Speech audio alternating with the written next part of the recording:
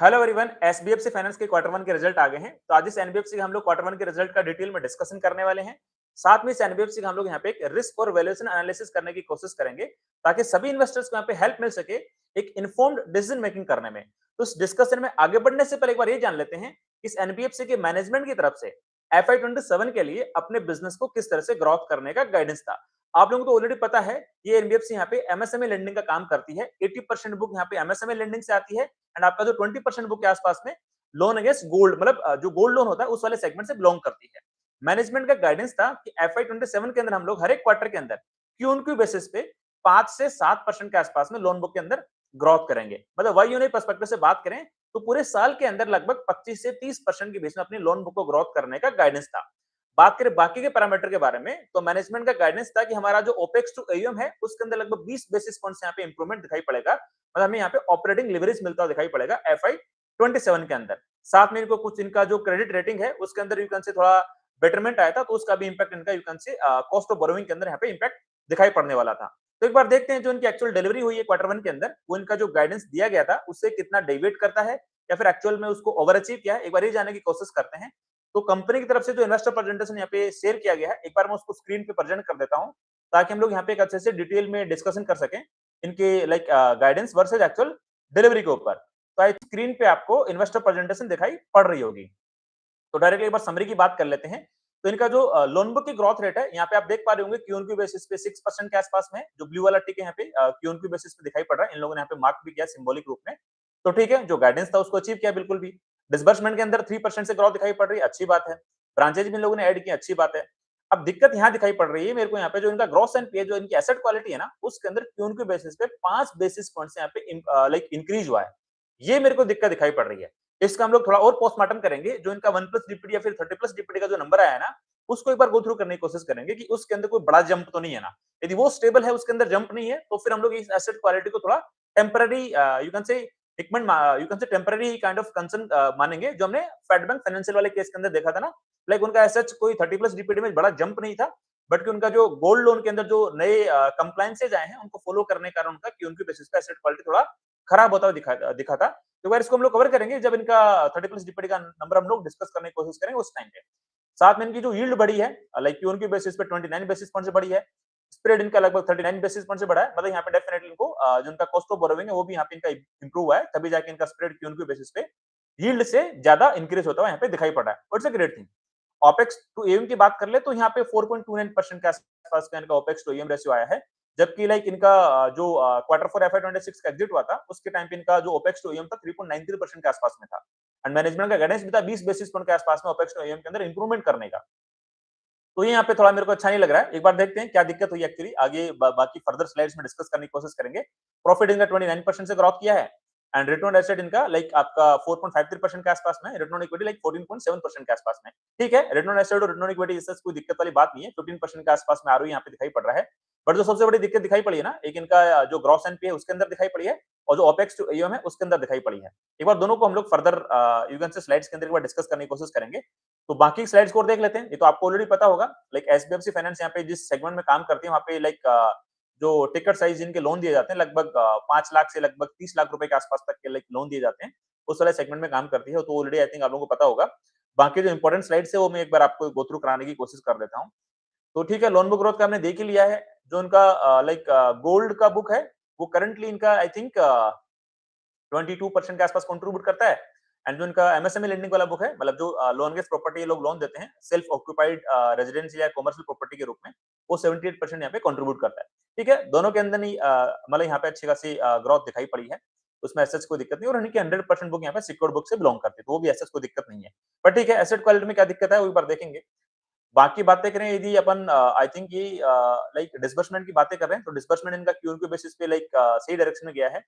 I think ठीक है, Q के बेसिस पे इंप्रूव ही हुआ है इनका डिसबर्समेंट, एसेस कोई दिक्कत नहीं है। बाकी कुछ और इंपॉर्टेंट पैरामीटर के बारे में देखें। यस, इनका ये ब्रांच एक्सपेंशन मतलब पूरी ब्रांचेज के बारे में इंफॉर्मेशन है। तो ठीक है, पैन इंडिया में स्प्रेडेड है तो डेफिनेटली शुरुआत में कॉस्ट ज्यादा लगती है, बट उसके बाद में जब आपका यू कैन से वहां पे जब नंबर ऑफ ब्रांचेस बढ़ जाती है उसी रीजन के अंदर तो आपकी कॉस्ट कम होने लगती है, बिकॉज आपका जो रीजनल होता है उसकी कॉस्ट सिंगल ही रहती है, बट आपको मल्टीपल ब्रांचेस यहाँ पे हैंडल करते हैं। तो you can say operating leverage मिलने की पॉसिबिलिटी होती है, जो हमने इंडिया सेल्टर फाइनेंस वाले केस के अंदर भी देखा था। और होम फर्स्ट फाइनेंस वाले केस के अंदर भी देखा था। ठीक है, सही सेम स्ट्रेटजी पे ये लोग जा रहे हैं, इनको ऑपरेटिंग लेवरेज मिला भी है FY 25 में और FY 26 के अंदर, अच्छी बात है। लोन बुकिंग के लगभग 12,000 करोड़ रुपए के आसपास पहुंच चुकी है। अब देखते हैं कुछ और बाकी के इंपॉर्टेंट पैरामीटर उनको एक बार देखने की कोशिश करते हैं। इनका ये भी एक और इन लोगों ने शेयर किया कि इनके जो 90% अराउंड अराउंड जो एयूएम है वो लगभग यू कैन से जिनका सिविल स्कोर 700 से ऊपर है, उन्हीं को यहाँ पे लाइक लोन ऑफर हुआ है। एंड जो एलटीवी है यू कैन से वो लगभग 43% के आसपास में, दैट्स अ ग्रेट थिंग। बाकी कुछ और इंडिकेटर्स की बात कर ले, यस एसेट क्वालिटी की बात कर लेते हैं। ये सबसे इंपॉर्टेंट स्लाइड है इस पूरे डिस्कशन का। तो ग्रोथ साइड पे तो हमने ऑलरेडी देख ही लिया था, 5 बेसिस पॉइंट्स यहाँ पे खराब हुआ है। अब देखो यार, इनका जो 1 प्लस जीपीडी का नंबर है ना, वो जंप कर गया है। 8.44% से 9.18% पे जा चुका है। मतलब लगभग 60 बेसिस पॉइंट से भी ज्यादा यहाँ पे यू कैन से जंप किया है 1 प्लस जीपीडी का नंबर। ये मेरे को कंसर्निंग लग रहा है। मतलब आपने देखा होगा पिछले लगभग 5-7 क्वार्टर के अंदर ये वाला इश्यू चल रहा था, फिर लगभग क्वार्टर 2 के आसपास से इनका 1 प्लस जीपीडी का नंबर इंप्रूवमेंट फेज के अंदर आना स्टार्ट हुआ था। तो वो मेरे को ऐसे लग रहा था कि हाँ यार ठीक है, अब इनका लाइक 8.12% था क्वार्टर 1 के अंदर, वो लाइक आई थिंक 8.4% के आसपास में आ गया था क्वार्टर 2 क्वार्टर 3 के आसपास में। उसके बाद हल्का-फुल्का ही जंप हुआ था। आई थिंक क्वार्टर 4 के अंदर 8.44% के आसपास में ही था।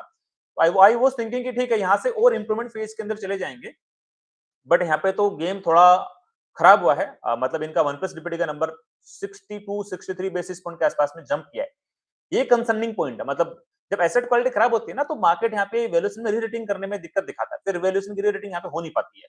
चाहे भले ही आप 100% सिक्योर्ड लेंडिंग करने वाले प्लेयर हो या चाहे ना हो। मतलब दिक्कत एसेट क्वालिटी स्टेबल हो तभी आपको फिर अच्छा खासा वैल्यूएशन एक्सपांशन मिलता है। 100% सिक्योर्ड बुक का फायदा तभी आपको मिलता है। तो ये दिक्कत है, साफ-साफ दिखाई पड़ी है। अब देखते हैं मतलब आगे वो स्लाइड्स के अंदर लाइक ऑब्वियसली जब यहाँ पे जंप आया तो मतलब अगले अपकमिंग को इसका मतलब देखो साफ-साफ दिखाई पड़ रहा है। यदि यहाँ पे 1 प्लस डीपीडी का नंबर बढ़ा ना, तो अपकमिंग क्वार्टर्स के अंदर भी यहाँ पे एसेट क्वालिटी खराब होती दिखाई पड़ सकती है। मतलब देखो यार, आपका 1 प्लस डीपीडी बढ़ गया है, मतलब कलेक्शंस आपके ऑन द टाइम नहीं हो रहे हैं, जो ईएमआई शेड्यूल्ड है, उस टाइम पे नहीं आई है। तो डेफिनिटली अपकमिंग क्वार्टर्स के अंदर भी यहाँ पे दिक्कत दिखाई पड़ सकती है। अब डायरेक्टली बात करते हैं कुछ और इंडिकेटर्स के बारे में। यस, ये वाला एक बार ये वाला स्लाइड डिस्कस करते हैं।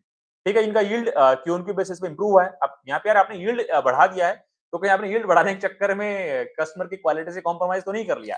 आपने यील्ड बढ़ाया है, ठीक है, आपकी लाइक कॉस्ट ऑफ बोरोविंग है वो भी लगभग 10 बेसिस पॉइंट्स इंप्रूव हुई है। तभी जाके आपका जो स्प्रेड है ना, लगभग यहाँ पे लगभग 40 बेसिस पॉइंट के आसपास में इंप्रूव होता दिखाई पड़ा है। जबकि आपकी यील्ड यहाँ पे लगभग 30 बेसिस पॉइंट के आसपास इंप्रूव हुई है। तो आपका डेफिनिटली कॉस्ट ऑफ बोरोविंग है वो यहाँ पे इंप्रूव होता दिखाई पड़ा है। ओपेक्स टू एयूएम की बात कर लें तो इनका ओपेक्स टू एयूएम भी यहाँ पे देखो जंप कर गया है 3.93% से 4.29। तो ये भी कंफर्टेबल वाला पार्ट नहीं है। तो ओवरऑल मतलब ठीक है यार, इनका मतलब ठीक है, मान सकते हैं कि यार क्वार्टर 1 के अंदर आपको बहुत सारे एम्प्लॉइज को सैलरी बढ़ा के देनी पड़ती है, इंक्रीमेंट होता है, तो उससे आपका ओपेक्स टू एयूएम बढ़ सकता है। तो उसके अंदर हम लोग फिर भी मान लेते हैं। बट यदि आपका क्रेडिट कॉस्ट बढ़ जाता है ना, उसकी वजह से यदि आपका यदि ओपेक्स टू एयूएम बढ़ रहा है, वो कंसर्निंग पॉइंट है। तो यहाँ पे इनका एसेट क्वालिटी खराब हुआ है। देखते हैं बार क्रेडिट कॉस्ट वाली स्लाइड के अंदर भी देख लेंगे इनकी क्रेडिट कॉस्ट कितनी आई है, वहां से और क्लैरिटी मिल जाएगी हमें। इनका पूरा लाइक परफॉर्मेंस समरी है, ठीक, ऑल्दो वैसे मैंने सारे पॉइंट को डिस्कस कर ही लिया है। लोन बुक ग्रोथ के बारे में डिस्कस कर लिया है, ब्रांचेस कंसंट्रेशन वो भी डिस्कस कर लिया है, और इनका लाइक बुक का जो एवरेज टिकट साइज होता है, लाइक आपका एमएसएमई लेंडिंग के अंदर जो लैप वाला सेगमेंट है वहाँ पे लगभग 10,50,000 का है, गोल्ड लोन में लगभग 1.3 लाख रुपए के आसपास का है। एसेट क्वालिटी डिस्कस कर लिया, ठीक है। बाकी जो हमने वैसे डिस्कस कर लिया, मेजरली एक बार क्रेडिट कॉस्ट पे चलते हैं, इनका क्रेडिट कॉस्ट कितना आया है। तो यार ये इनका आरओई वाला ट्री है। तो देखो यार, इनका जो क्रेडिट कॉस्ट है ना, वो यहाँ पे आप देख पा रहे होंगे, ये क्यू ऑन क्यू बेसिस पे जंप कर गया है, लाइक 7 बेसिस पॉइंट के आसपास से। तो आपका लाइक ओपेक्स टू एयूएम के अंदर लेट्स से 29 बेसिस पॉइंट्स का जंप हुआ है, या फिर 30 बेसिस पॉइंट के आसपास का जंप हुआ है, उसमें से 7 बेसिस पॉइंट का जंप आपका क्रेडिट कॉस्ट के कारण हुआ है। तो ये थोड़ा मतलब कंसर्निंग पॉइंट है। मतलब इनका जो क्रेडिट कॉस्ट यहाँ पे जो ओपेक्स टू एयूएम बढ़ा है ना, ये यहाँ पे ठीक है। बाकी हम मान सकते हैं कि भाई क्वार्टर 1 के अंदर आपने एम्प्लॉइज को सैलरी हाइक दिया है, कुछ इंसेंटिव्स दिए हैं, बोनसेस दिए हैं, तो उसकी वजह से आ सकता है। जो क्वार्टर 1 में नॉर्मली हम देखते ही हैं, लाइक बैंक्स और एनबीएफसीज के अंदर लाइक ये रेशियो थोड़ा ऊपर जाता ही है, बट क्रेडिट कॉस्ट में दिक्कत नहीं होनी चाहिए। ये दिक्कत आ गई तो फिर मार्केट वो पॉजिटिवली रिएक्ट नहीं करता बाद में। और रिटर्न ऑन इक्विटी का ट्री ठीक है, इनका 14.73% के आसपास का रिटर्न ऑन इक्विटी यहाँ पे है। तो इनका कॉस्ट ऑफ बोरोविंग हमने देखा ना, यहाँ पे इनका इंप्रूव है, 8.52% था क्वार्टर 4 के अंदर, वो इंप्रूव हो गया 8.42 हो गया। और वाई ऑन बेसिस पे तो इनका cost of borrowing 9 basis points improve हुआ है। That's a great thing. इनका जो क्रेडिट री-रेटिंग हुआ है ना, क्रेडिट रेटिंग जो इनका इंप्रूव हुआ है, उसका फायदा इनको यहाँ पे मिलता हुआ दिखाई दे रहा है। बट मेरा तो पॉइंट था कि यार लाइक इनका यदि लगभग 9 बेसिस पॉइंट के आसपास में इंप्रूवमेंट 90 बेसिस पॉइंट का इंप्रूवमेंट हुआ है कॉस्ट ऑफ बोरोविंग में, आपका यील्ड लगभग 10 बेसिस पॉइंट से घटा है वाई ऑन वाई, तो आपका 80 बेसिस पॉइंट डायरेक्टली ट्रांसफर होना चाहिए था आपके किसमें, रिटर्न ऑन एसेट में, और आपके you can say operating cost कम होनी चाहिए थी ओपेक्स टू एयूएम के अंदर। बट देखो पूरा ट्रांसफर नहीं हुआ है। आप यहाँ पे देखो ना, इनका लाइक आपका ऑपरेटिंग एक्सपेंसेस टू एयूएम लगभग लाइक 4.59% के आसपास में था। तो मोटा-मोटी इस बार में भी आपका बिलो 4% तो आना ही चाहिए था यार। 4.7 3.7 3.8 के आसपास आता तो मान लेता। अच्छा, मतलब फिर मार्केट उसको रिवॉर्ड करता, री-रेटिंग करता वैल्यूएशन के अंदर। बट यही है, ठीक है, यहाँ पे नहीं आया तो क्या ही कर सकते हैं। तो यार this is the major slide जहाँ पे हमें पूरी लाइक एनबीएफसी की हेल्थ पता लग जाती है। आरओई का जो ट्री होता है ना, उसके अंदर हमें पूरी एनबीएफसी की हेल्थ पता लग जाती है कि यील्ड किस तरफ जा रहे हैं, कॉस्ट ऑफ बोरोविंग किस डायरेक्शन में जा रहा है, आपका स्प्रेड कैसा बन रहा है, नेट इंटरेस्ट मार्जिन किस डायरेक्शन में जा रहे हैं, आपका ओपेक्स टू एयूएम क्या वो किस डायरेक्शन में जा रहा है। मतलब अच्छे से आपको पूरा पता लग जाता है कि कंपनी का पूरा ढांचा, मतलब सारे पैरामीटर यहीं पे आगे पड़ जाते हैं आपके। दीदी हर एक मतलब क्रेडिट कॉस्ट यदि आपकी बढ़ गई तो फिर वो दिक्कत वाली बात आ जाती है। राइट, तो आई थिंक ये हमने डिस्कस करने की कोशिश करी है एसबीएफसी फाइनेंस के क्वार्टर वन के रिजल्ट के बारे में। पर पूरा रिजल्ट डिस्कस करने के बाद में ये तो मान सकते हैं कि यार ठीक है, इनका जो लोन बुक ग्रोथ का जो गाइडेंस था वो तो इन लोगों ने अचीव किया, उसके अंदर ऐसा कोई दिक्कत नहीं है। मेरे को दिक्कत आई है इनका जो ओपेक्स टू एयूएम जो बढ़ा है ना लगभग 35 बेसिस पॉइंट के आसपास में, वहां दिक्कत आई है। उसके अंदर भी यदि मैं सब सेगमेंट बनाऊं तो इनका जो क्रेडिट कॉस्ट बढ़ा है ना 7 बेसिस पॉइंट के आसपास में क्यू ऑन क्यू बेसिस पे, वहां दिक्कत मेरे को दिखाई पड़ी है। ठीक है, आपने एम्प्लॉइज का सैलरी बढ़ाया, जो भी क्या एक्सवाइजेड किया, उससे आपका सपोज करो इंक्रीमेंट दिया, उससे आपका ओपेक्स टू एयूएम बढ़ा, that is again considerable. But यदि आपका एसेट क्वालिटी खराब हुआ, आपका 30 प्लस डीपीडी का नंबर जंप कर गया है लगभग 65 63 बेसिस पॉइंट के आसपास में क्यू ऑन क्यू, उसके कारण यदि आपका ओपेक्स टू एयूएम खराब हुआ है तो फिर दिक्कत वाली बात है। और आपका उससे क्रेडिट कॉस्ट बढ़ा है तो फिर ये दिक्कत वाली बात है। मतलब इन दो चीजों को मार्केट कभी बख्शता नहीं है। मतलब इसका सबसे बड़ा लॉजिक ये होता है, यदि आपका यदि आज लाइक यू कैन से क्रेडिट कॉस्ट एसेट क्वालिटी खराब हुआ है तो आगे जाके पता नहीं कहां जाके रुकेगा। ऑल्दो यहाँ पे 100% सिक्योर लैंडिंग हो रही है, तो ऐसे कोई बड़ा वो जंप नहीं आएगा कि इनके ग्रोस एनपीए 5.5% भाग जाएंगे, 3.5% चले जाएंगे, ऐसा नहीं होगा। बिकॉज 100% सिक्योर लैंडिंग वाली बुक है। अभी लेट्स से कोई कस्टमर डिफॉल्ट करता है तो जो भी सरफेस एक्ट होता है उसके तहत जाके लाइक जो भी प्रॉपर्टी जो भी एसेट इनके पास पड़े उसको लाइक ऑक्शन में जाके अपना अमाउंट रिकवर कर लेंगे, वो दिक्कत नहीं आएगी। तभी तो मैं हमेशा बारी-बारी से बोलता रहता हूँ कि जहाँ पे 100% सिक्योर लैंडिंग होती है वहां पे हमें एक प्रेडिक्टेबिलिटी मिलती है।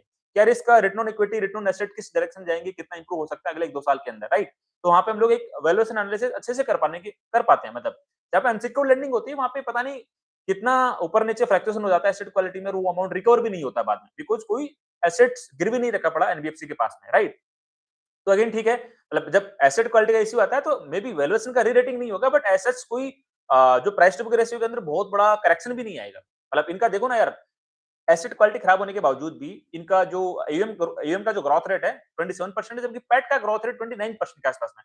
अभी भी इनको हल्का-फुल्का ऑपरेटिंग लेवरेज मिला है। मतलब इतने हिकअप्स आने के बाद में ऑपरेशंस के अंदर ये वाला कुछ-कुछ कंसर्न जो हमने रेज़ करे ना डिस्कशन में, वो होने के बावजूद भी इनको ऑपरेटिंग लेवरेज फिर उसके बावजूद भी मिला है। एक ठीक है, मतलब एक वो अच्छी बात भी है, लाइक ये लोग किसी न किसी तरीके से अपना बिज़नेस जो इनका गाइडेंस होता है 25 से 30% के बीच में ग्रोथ करने का, उसको डिलीवर भी कर पा रहे हैं। बट अगेन मतलब थोड़ा ये एसेट क्वालिटी के फ्रंट से और अच्छा होता तो मे बी मार्केट इसको और बेटर रिवॉर्ड कर सकता था, but may be market punish करेगा, किस तरह से करेगा वो तो मंडे को पता लगेगा। But point is like asset quality में दिक्कत नहीं होनी चाहिए। That is again like I am repeating back to that. ठीक है, मतलब that is the major of the risk जो हम लोग बैंक्स और एनबीएफसीज के अंदर जब हम लोग लाइक हमारा जो भी कैपिटल एलोकेशन करते हैं उसके अंदर सबसे बड़ा मेजर रिस्क ये होता है कि यार एसेट क्वालिटी खराब ना हो। एसेट क्वालिटी आपकी स्टेबल है, मतलब जब एसेट क्वालिटी में हल्का फुल्का बेसिस पॉइंट का ऊपर नीचे हुआ तो आपने देखो ना एचडीएफसी बैंक, कोटक बैंक, उनकी भी यू कैन से अच्छे से पिटाई कर दी गई थी। लाइक एचडीएफसी फाइनेंस एक छोटा प्लेयर है, ऑल्दो यहाँ पे आई थिंक 6 बेसिस पॉइंट के आसपास का वो है जंप है एसेट क्वालिटी में, मतलब gross NPA, but 1 plus DPD का नंबर आपका उसके अंदर 63 बेसिस पॉइंट का जंप है, जो ये दर्शाता है कि मे बी अगले क्वार्टर के अंदर भी आपका ग्रॉस एनपीए 5-7-10 बेसिस पॉइंट से आपका बढ़ सकता है। That is a concerning point for the market. Market उसको कभी बर्दाश्त नहीं करता है। तो ये वाली बात है। अब ठीक है, लाइक रिस्क तो हमने डिस्कस वैसे कर ही ली है कि क्या रिस्क यहाँ पे एसोसिएटेड है। अब अगर थोड़ा वैल्यूएशन एनालिसिस करने की कोशिश करते हैं तो देखो यार इस एनबीएफसी का स्टॉक करंटली लगभग 2.8 के प्राइस टू रेशियो ट्रेड कर रहा है। लास्ट के लगभग आपका 2-3 साल के अंदर कोई ऐसा रिटर्न भी नहीं बनाया आईपीओ लिस्टिंग के बाद में। उसके पीछे एक रीजन ये भी इनका जो रिटर्न ऑन इक्विटी है वो लगभग 12-11% के आसपास हुआ करता था। तो इनकी बुक वैल्यू की ग्रोथ रेट पिछले 3 साल के अंदर लगभग 30-35% के आसपास में हुई है। तो जो इसका स्टॉक में भी आज से लगभग 2-3 साल पहले हो सकता है 3.5 4 के आसपास के प्राइस टू रेशियो ट्रेड करता था। तो इनका अभी करंटली प्राइस टू रेशियो 2.8 के आसपास में है। मतलब प्राइस टू रेशियो के अंदर थोड़ा कंप्रेशन हुआ है। एक वैल्यूएशन कंप्रेशन हुआ, वो तो लगभग सभी कंपनीज का ही हुआ है पिछले लगभग 1.5-2-3 साल के अंदर। बट बुक वैल्यू की ग्रोथ रेट नहीं हुई ना, उसकी वजह से आपका स्टॉक यहाँ पे पैसा भी नहीं बना के दिया है। तो मैं हमेशा क्यों बोलता रहता हूँ कि यार किसी एनबीएफसी के लिए पैसा बनाने के पर्सपेक्टिव से, मार्केट का बढ़ाने के पर्सपेक्टिव से 2 फैक्टर बहुत इंपॉर्टेंट होते हैं। First PB ratio expansion, second is book value की ग्रोथ रेट। और बुक वैल्यू ग्रोथ रेट कहां से पता लगती है? रिटर्न ऑन इक्विटी वाले पैरामीटर से। यदि आपका return on equity let's say 18, 19, 20% के आसपास में है, जो लाइक चोला फाइनेंस और बजाज फाइनेंस का है और आपका एप्टस वैल्यू हाउसिंग फाइनेंस का है, वहां पे बुक वैल्यू की ग्रोथ रेट आपकी लगभग 18-20% के आसपास में होगी और लगभग साढ़े 3-4 साल के अंदर आपका बुक वैल्यू डबल हो जाएगा, राइट? बट ठीक है, अपन बात बात करते हैं एसबीएफसी फाइनेंस के कंपैरिजन पर्सपेक्टिव से बात करने की कोशिश करते हैं। तो आप देखो ना, इसका बुक वैल्यू के अंदर क्या ग्रोथ हो सकता है? रिटर्न ऑन इक्विटी में भी 15% के आसपास में, डिविडेंड ये कंपनी देती नहीं है, तो पूरा का पूरा इनका प्रॉफिट नेट वर्थ में ऐड हो जाता है। तो बुक वैल्यू की ग्रोथ रेट कितनी हो सकती है? अभी इस साल में भी 14.7% के आसपास का रिटर्न ऑन इक्विटी है, तो 14-15% के आसपास का बुक वैल्यू ग्रोथ रेट मान लो। अगले साल का लगभग यू कैन से 15-16% के आसपास का रिटर्न ऑन इक्विटी में भी दिखाई पड़ सकता है। तो बुक वैल्यू के अंदर ग्रोथ रेट लगभग 2 साल की यदि हम बात करें नेक्स्ट 2 ईयर्स के पर्सपेक्टिव से, तो लगभग वही 35% के आसपास में यहाँ पे दिखाई पड़ सकती है। अब थोड़ा यदि वैल्यूएशन एक्सपेंशन की बात करें, तो उसके लिए यार 2 पॉइंट यहाँ पे आते हैं। यदि इनकी एसेट क्वालिटी हल्का-फुल्का इस तरह से ऊपर-नीचे फ्लक्चुएट करती रहेगी ना, कभी खराब हो गई, कभी इंप्रूव हो गई, फिर खराब हो गई, तो फिर मार्केट वहाँ पे वैल्यूएशन का री-रेटिंग नहीं करता है। मतलब फिर जो करंट आसपास का आपका जो प्राइस टू बुक रेशियो चल रहा है, मे बी 25 से 30% लोन बुक ग्रोथ रेट है, 100% सिक्योर्ड बुक है, तो ठीक आपको 2.53 के आसपास का प्राइस टू बुक रेशियो दे दिया जाएगा। बट यदि आपकी एसेट क्वालिटी सही हो जाती है और बहुत अच्छे से इंप्रूव हो जाती है और कंसिस्टेंसी आपका जो 1 प्लस डीपीडी का नंबर है वो भी यदि इंप्रूवमेंट फेज के अंदर जा रहा होता है, तो बुल मार्केट के अंदर मे बी आपको 4.5 के आसपास का प्राइस टू बुक रेशियो मिलने की पॉसिबिलिटी बनती है। बट उसके लिए फिर आपको एसेट क्वालिटी को इंप्रूव करके स्टेबल रखना पड़ेगा। 1 प्लस डीपीडी के नंबर को इंप्रूव करके स्टेबल रखना पड़ेगा। यदि वो स्टेबिलिटी नहीं आएगी तो आपका पीबी एक्सपेंशन नहीं होगा, प्राइस टू बुक रेशियो का एक्सपेंशन नहीं होगा।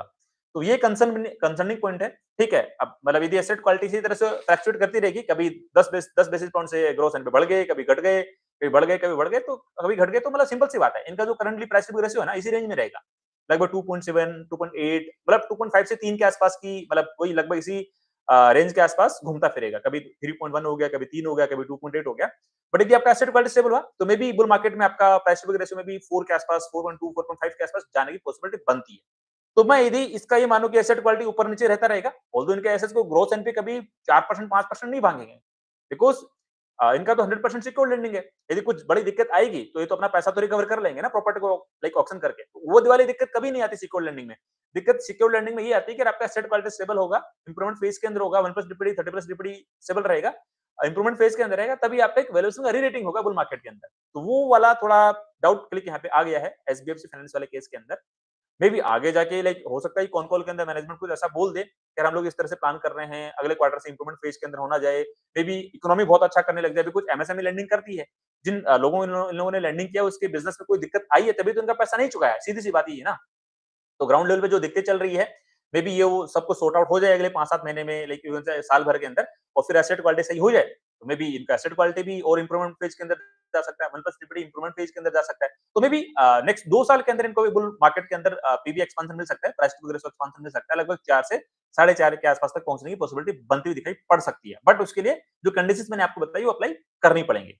तो यदि हम लोग माने कि सब कुछ अच्छा हो जाएगा, एसेट क्वालिटी स्टेबल हो जाएगी, 1 प्लस डीपीडी का नंबर इंप्रूवमेंट फेज के अंदर जाएगा बुल मार्केट के अंदर, मे बी नेक्स्ट 2 साल के अंदर इनका पीबी रेशियो यहाँ से बढ़ के यू कैन से लगभग 4 के आसपास जाएगा, तो वही लगभग 40-50% के आसपास का पीबी एक्सपेंशन बनने की यहाँ पे पॉसिबिलिटी बनती हुई दिखाई पड़ेगी। बट उसके लिए कंडीशनल है जो मैंने आपको बताया है, राइट? अब यदि लाइक यदि मैं दोनों को मल्टीप्लाई करूं कि मार्केट कैप में कितना एक मल्टीप्लिकेशन फैक्टर आ सकता है नेक्स्ट 2 इयर्स के अंदर, तो आपका बुक वैल्यू ग्रोथ रेट लगभग 1.35 मतलब 35% के आसपास की ग्रोथ रेट है और आपका पीबी रेशियो एक्सपेंशन लगभग 40-50% के आसपास में। दोनों को मैं मल्टीप्लाई करता हूं तो आपका overall micro like market cap के अंदर जो एक्सपेंशन फैक्टर निकल के आता है लगभग 2 के आसपास का निकल के आता है। तो अगेन वही बातें हैं, नेक्स्ट 2 साल के आसपास यदि बुल मार्केट आता है और इस एनबीएफसी की एसेट क्वालिटी स्टेबल होती है, 1 प्लस डीपीडी का नंबर इंप्रूवमेंट फेज के अंदर जाता है, उस वाले केस के अंदर ये वाला हम लोग जो कैलकुलेशन कर रहे हैं, वो कैलकुलेशन यहाँ पे एप्लीकेबल रहेगी। अदरवाइज फिर ये कैलकुलेशन यहाँ पे एप्लीकेबल नहीं रहेगी। तो जो लोग मतलब ये वीडियोस देख के अपना जो खुद एक इंडिपेंडेंट डिसीजन मेकिंग कर लेते हैं ना, नहीं यार ये इस इन्फ्लुएंसर का वीडियो है, मैं तो इस स्टॉक को खरीद लेता हूँ। प्लीज ऐसा मत करना कभी भी। आपको खुद को अपना लाइक यहाँ पे मैंने पूरा एक चीजें ओपन करके आपके सामने प्लेट में रख दिया है। अब आपको डिसाइड करना पड़ेगा कि आप किस टाइप के रिस्क यहाँ पे अप्लाई करना चाहते हो अपने कैपिटल के साथ में। तो you have to take that kind of decision from your side, right? ये जस्ट मैंने मेरा एक इस एनबीएफसी के अराउंड मेरा पॉइंट ऑफ व्यू, मेरा पर्सपेक्टिव रखने की कोशिश करी है। ये एज सच मेरी तरफ से कोई स्टॉक रिकमेंडेशन बिल्कुल भी नहीं है। बिकॉज़ मतलब मैं हमेशा आप लोगों को कहता रहता हूँ, लाइक आप लोग अपनी खुद की रिसर्च करो, खुद का एनालिसिस करो। मैं केवल यहाँ पे आपको सिखाने के पर्सपेक्टिव से हूँ। एंड मैं तो हमेशा बारी-बारी से आप लोगों को कहता रहता भी हूँ कि I am not a SEBI registered research analyst, I am not a SEBI registered investment adviser, so I am not authorised to give any stock recommendation. मेरा हमेशा केवल इतना टारगेट होता है कि मैं आप लोगों को इतना सिखा दूँ, इतना समझा दूँ, कि आप लोग भी इतना अच्छे से सीख जाओ कि as a independent active growth investor बन के खुद के पोर्टफोलियो के डिसीजन इंडिपेंडेंटली खुद से लेना स्टार्ट कर दो। तो ठीक है, यदि आपके कोई क्वेरी क्वेश्चंस डाउट्स हैं तो डेफिनेटली आप कमेंट सेक्शन में पूछ सकते हो। आई विल ट्राई मैं आपके सारे क्वेरी क्वेश्चन को वहां पे आंसर करने की कोशिश करूं। तो ठीक है, आज के लिए इतना ही, मिलते हैं नेक्स्ट वीडियो में, तब तक के लिए थैंक यू, बाय बाय।